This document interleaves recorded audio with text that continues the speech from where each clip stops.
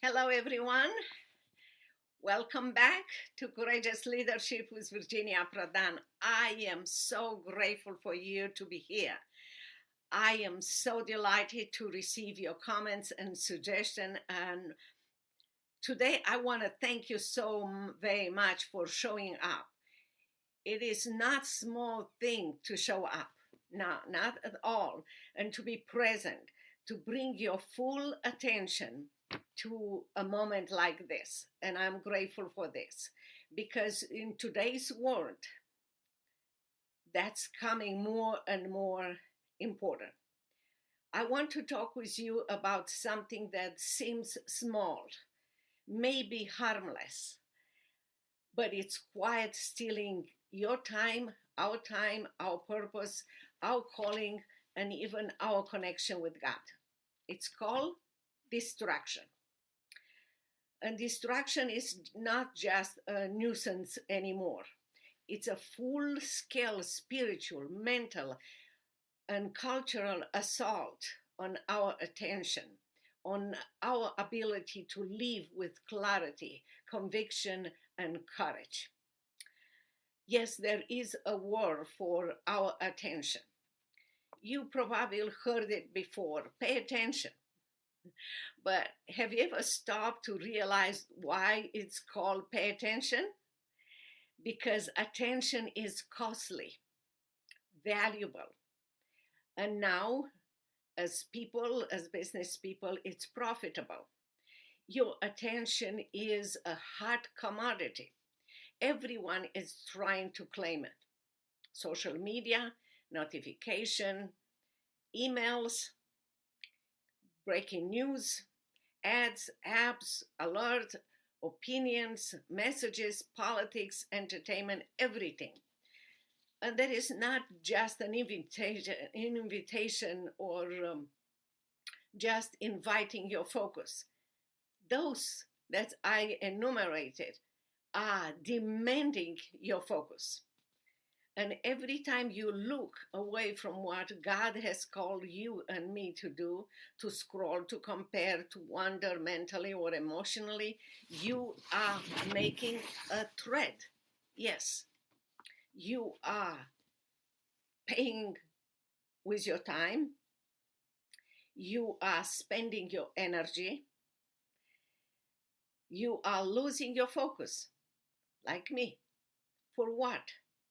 What is currently distracting you and me from the things God is calling each one of us to focus? There is a battle over our attention. Distraction isn't just nuisance, it's a weapon. In Ephesians 5:15 and 16, we are told, be very careful then how you live, not as unwise, but as wise, making the most of every opportunity because the days are evil. In our digital age, attention is currency.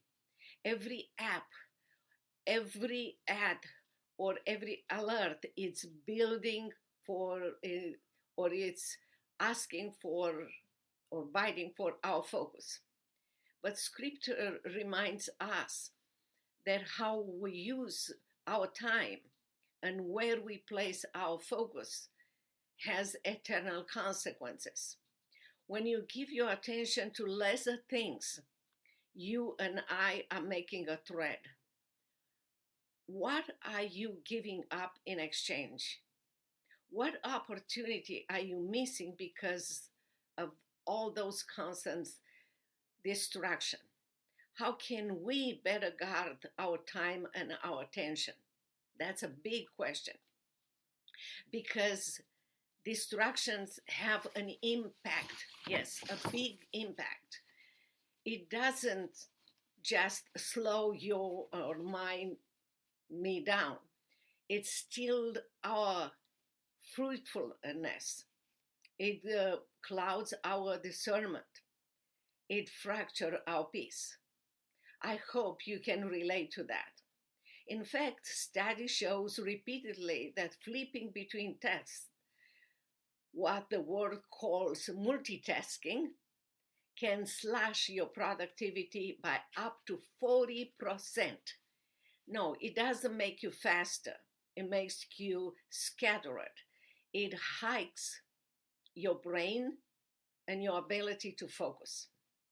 Over time, it weakens your decision making. Think about that. It confuses your priorities. It numbs your spiritual sensitivity. And worst of all, it makes you deaf at the still small voice of God approaching you to come back to Him. We live in a world of noise, and the evil one is not asleep. He wants to destroy us with distraction. Hebrew 12:1 says, "Let us throw off everything that hinders and the sin so easily entangles, and let us run with perseverance the race made out for us." So our focus should be on eternal things. The evil one knows that distraction is enough to derail our calling. You don't have to fall. You just have to get out of your course. Distractions delay destiny, your destiny and my destiny. It causes spiritual numbness and keeps us from hearing God. That's why the scripture urges us to throw off not only sin, but everything that hinders us. What good things that might be keeping you from the best things that God has for you? Just think about, make a list of them. How can we let go of today that's weighting us down? I remember when I was under socialists and communists in Romania, how God helped me.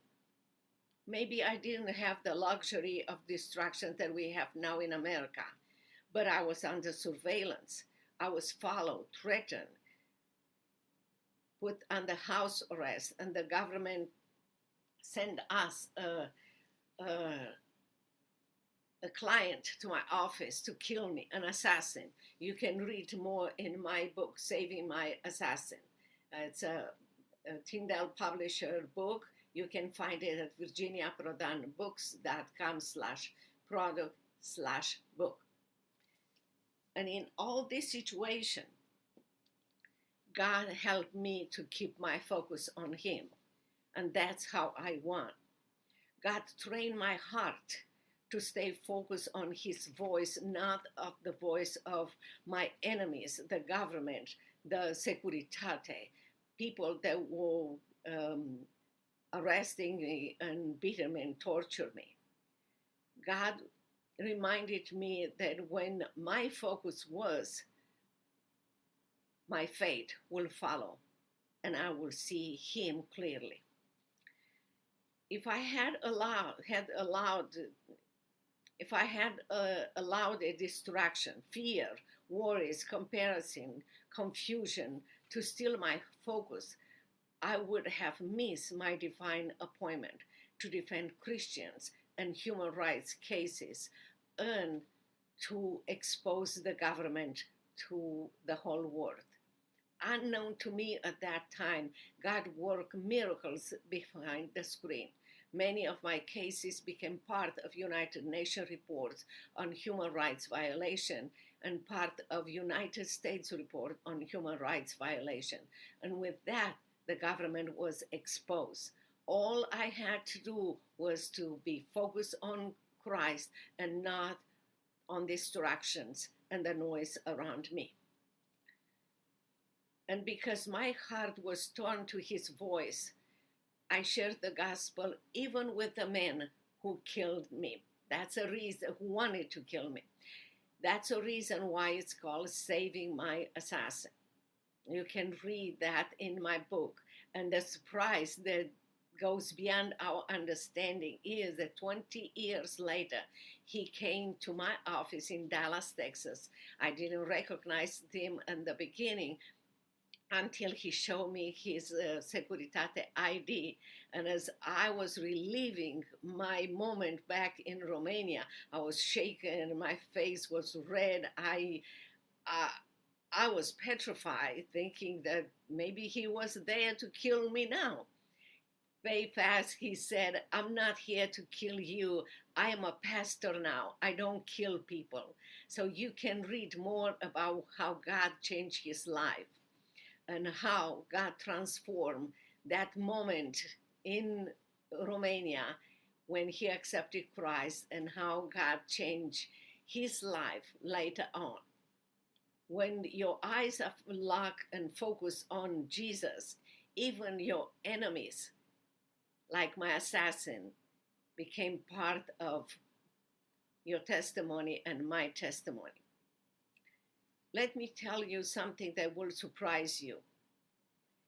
You don't need to manage your time.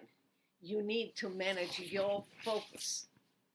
As I was focused on Christ, he gave me victory. He gave me words and he gave me power to share the gospel, not only with my assassin, but also with those horrible, horrible prosecutors, horrible people that will beat me and torture me in the interrogation room. God helped me when I came to America, as I came empty-handed. I did not have any friends, any money. I didn't know English. I knew 5 languages, but not English. And God helped me focus on him to learn English, to go back to law school, this time at SMU Law School, and to have my law office, to write my book, and to raise 3 kids. My first daughter graduated from SMU, my second daughter from Harvard Law School, and my son from Air Force Academy, and all of them are serving the Lord. That's when you focus on God. Time is fixed. You don't need more time. You need focus. Time is fixed. It's just 24 hours for everyone. But focus is a decision, your decision. Do you focus on circumstances or on God? Focus is a discipline. Focus is worship. Do you worship people around you, circumstances, worries, or do you worship God? I understand the world says to you, get more done. But God said, do what I have called you to do. Just that. There is a difference, friends, between being busy, as the world is asking us to do, and being fruitful, what God is asking us to do. That's why you must train your heart. We must train our heart and mind to focus on what matters, what is eternal. Colossians 3:2 remind us, set your mind on things above, not on earthly things. Isaiah 26:3 promise us, God will keep in perfect peace those minds are steadfast because they trust in God. That's God's work. Our work is just obedience and focus on him. Perfect peace is not a result of perfect circumstances, and we know that very well. But perfect peace is based on focusing on perfect focus, Jesus Christ. A steadfast mind fixed on God anchors you through the storm. When you give your attention to God, you and I receive his peace, even when the world is loud or shaking around us. Ask yourself, what steals your peace more often? How can you bring each day? How can you begin each day by fixing your mind on God? Yes, you can reclaim control, and that is of your focus, and that is when you fix your eyes on Jesus. Hebrews 12:2 says, let us fix our eyes on Christ, the author and perfecter of our faith. That's the way you win. There will be always noise around us. I hope we all can agree with that. There will always be something to click, to check, to worry over and over again. But our calling it's simple. Fix your eyes on Jesus. When Peter did that, he walked on water. When he looked away, he sank. Our direction and our strength will follow our focus. What area of your life needs you to refocus on Jesus? What could change in your life if your eyes were fully fixed on Jesus this week? Write down and pay attention to that. Here is the good news. You can take your focus back. You can reclaim your peace. You can reshape your discernment. And you can walk in the fullness of God's presence for your life. That is an amazing news. But that requires attention. It requires pruning. And it requires choosing God's presence over distraction. Let me challenge you with this. Turn off the noise around you. Silence the things that shout louder than God so you can hear God. And ask God daily, what do you want me to focus on today? You will be amazed how He will guide you. Because when you focus on God, you will see everything else clearly from His perspective. When you focus on God, you don't just react, you respond. You are in charge in God's power.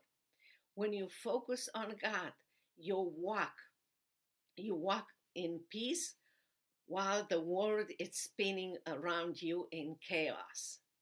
You have peace that surpasses all understanding. Yes, it is possible in the power of Jesus Christ. Distractions, my friend, is a thief, but God is the restorer of our faith and our focus. He is ready to give you clarity again. He is ready to restore your mental strength. He is ready to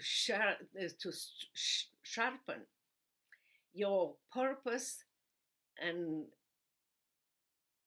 focus and direct your steps.